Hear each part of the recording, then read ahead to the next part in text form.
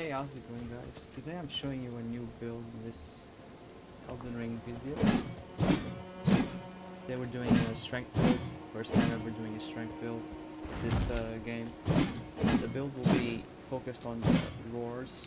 Ash of Ward increases your charged R2. In this case you get a 3-hit flurry that builds status very quickly and there's a lot of multi-hits, which is amazing for certain intelligence, as you probably know.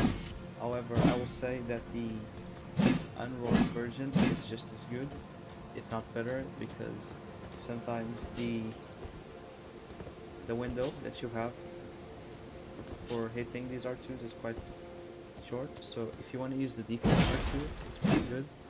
As you can see, it also flows well into a normal light attack, so don't use the roar all the time, only when you can. Another combo that you can do is R2, charge R2, which is with the 3 roar. This is actually really good. It's a lot, and sadly cannot be done with the roar, but if you use Crack Blade, for example, it will do a lot better than Barbaric Roar if you're just going for that one attack. In terms of Ashes of War, we have some options. Royal Nash Resolve is okay if you just want to go for charge attacks. It is a bit FP heavy, so make sure you get at least 2 Cerulean Flasks. Again, only go for this if you love spamming charge attacks. Don't even bother for regular use. Crack Blade, as I said, is only good if you want to use the default moveset of the axe, because the Barbaric Roar will change the charge attack. That the normal charge attack is much easier to hit. So if you don't want to sacrifice that little attack, use Crack Blade instead, which will give you stance damage and a damage buff in general. Another Ash of War you can use is Swords Dance. This fixes one of the major issues of the axe class, which is range. This axe has actually a very decent range for an axe, but it's still an axe, so expect that you will miss some point blank attacks, especially with the rolling attack. The rolling attack is the biggest culprit, or the slam attack at the end of the 4 swipes. Wild Strikes is good if you have some extra poise. I would suggest combining it with the Armor of Solitude and then just poising through enemies, but it does leave you very vulnerable, especially with this armor that I'm using currently. I wouldn't use it. Lion's Claw is really good if you just want some Ash of War that you can spam. It will give you some range, it will give you a lot of hyper armor and a lot of stance damage. In terms of roars, Auron is Barbaric Roar, which gives us a 3-hitter. If you use Warcry instead, you will get a running attack. Your charge attack will be a running attack, which is good for catching enemies and getting back into the fight, but I find it a bit awkward, and the other one has multi-hit, which makes it a bit better. Ragged's Roar is the quote-unquote tier 3 roar. It has a very long animation for roaring. It does give you stamina regen and damage reduction, but it gives you a slightly less good attack buff, and the moveset is the same as Warcry.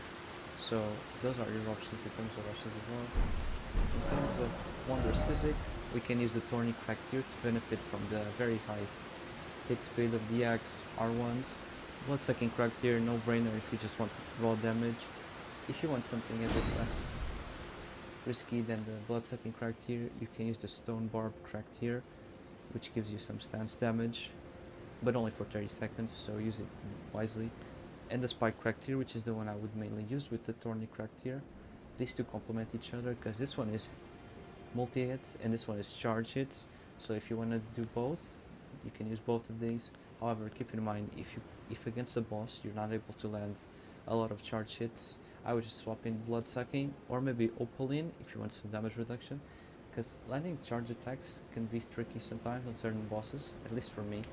Anyway, in terms of fashion, I'm just using the Pet of Ralva, which is a DLC bear armor, and some other base game armors such as the Champion's Pauldron, starting armor for the hero, another DLC gauntlets, the Iron Rivets, I think they're part of the same set actually, and the Elden Lord, which is Godfrey's Greaves, just for fashion, nothing special.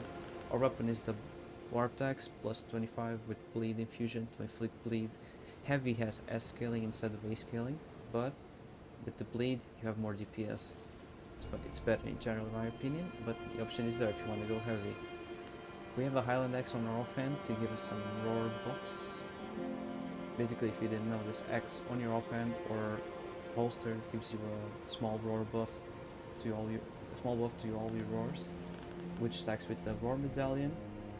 Then we have the axe talisman, which charged attacks get more damage, no brainer. Two-handed sword talisman, same thing. You're holding your axe with your two hands, no point not using it. And then we have the Rotten Wing Sword Insignia, which gives you multi-hit buff. If you don't have this one, you can use the Millicent's Hand or the other one, the Insignia, the inferior one. It will work just as fine. In terms of stats, I'm level 150, but you can go to 200 if you're going for DLC. 60 Vig, 15 Mind, 25 Endurance, 80 Strength to hit the cap, and 25 Arcane to give us some bleed, to make us bleed more often and do more bleed damage, which is 104, really high. If you want to go level 200, my recommendations are to go 50 Arcane and then go 25 on Fate and swap over to the Clawmark Talisman, the Clawmark Seal, my bad, and just cast Golden Vow and Flame Grammy Strength before each fight to give you even more damage.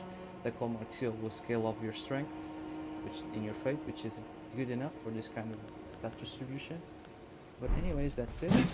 I hope you enjoyed the fights. I will be making more fights in the future, and I hope it's okay. Still getting used to it, back in the swing of things from OPTC, but I'm enjoying it. Hope you're enjoying it as much as I am.